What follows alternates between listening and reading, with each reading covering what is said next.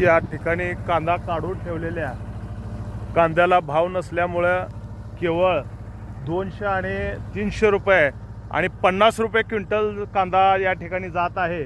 म्हणून या ठिकाणी ट्रॅक्टरच्या साहाय्याने या ठिकाणी कांद्यावरती लोटर मारण्याचं काम या ठिकाणी शेतकऱ्याच्या बांधवांच्या माध्यमातून चालू आहे। आपण बघतो या ठिकाणी कांदा सर्व आहे